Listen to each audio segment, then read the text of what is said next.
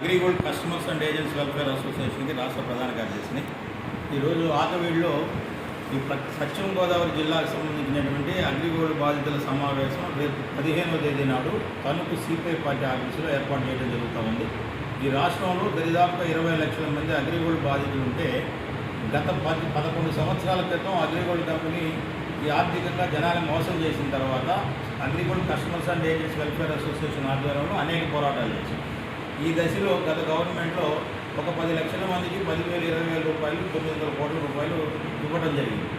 ఇంకా ఈ రాష్ట్రంలో 10 లక్షల మంది పైచీలకు అగ్రిగోల్డ్ బాధితులు ఉన్నారు. దరిదాపుగా వాళ్ళకి 3,000 లక్షల కోట్ల రూపాయలు ఇంకా ఈ రాష్ట్రంలో బాధితులకు రావాల్సినటువంటి పరిస్థితి. దరిదాపుగా 24 జీవోల ద్వారా 24,000 ఎకరాల అగ్రిగోల్డ్ ఆస్తులు సిఐడి వాళ్ళు అటాచ్మెంట్ చేస్తున్నారు. అంతేకాకుండా కమర్షియల్గా కొన్ని వందల గజాల భూములు కూడా అటాచ్ చేసినటువంటి పరిస్థితి. అయితే ప్రభుత్వాలు మేము ఏదో చేస్తామంటే తాత్సారం చేస్తూ వస్తూ ఉన్నాయి. ఈ మధ్యకాలంలో ఈ కూటమి ప్రభుత్వం వచ్చిన తర్వాత మేము చేసినటువంటి పోరాటాల ఫలితంగా ఈ కూటమి ప్రభుత్వం రాష్ట్ర స్థాయి, జిల్లా స్థాయిలో ఉన్నతాధికారులతో కమిటీలు ఫామ్ చేసి ఒక వెరిఫికేషన్ ప్రక్రియ మొదలుపెట్టింది. అదేవిధంగా మేము ఒక స్పెషల్ కోర్టు కావాలంటే ప్రస్తుతం ఏలూరు కోర్టులో కేసు నడుస్తూ ఉంది. కొన్ని వేల కేసుల్లో ఇది ఒకటిగా నడుస్తూ ఉంది. అట్లా కాకుండా అగ్రిగోల్డ్ కేసుకి స్పెషల్ కోర్టు కావాలని అడిగాం. అది కూడా దానికోసం కూడా ప్రయత్నం చేస్తున్నామని చెప్పి ప్రభుత్వం చెప్తా ఉంది. అయితే ఇప్పుడు సమస్య మొదలయ్యి 11వ సంవత్సరం.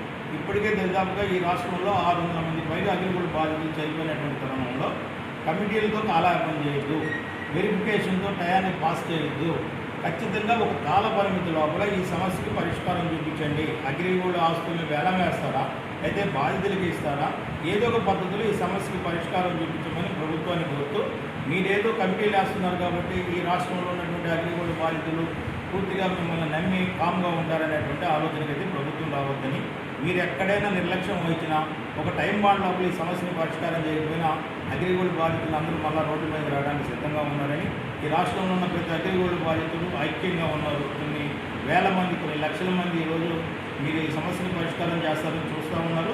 మీరు నిర్లక్ష్యం వహిస్తే మళ్ళా రోడ్ల మీద రావడానికి సిద్ధంగా ఉన్నారని గవర్నమెంట్కి తెలియజేస్తూ ఆ సమస్యను త్వరగా పరిష్కరించుకొని విజ్ఞప్తి చేస్తూ ఉన్నాం.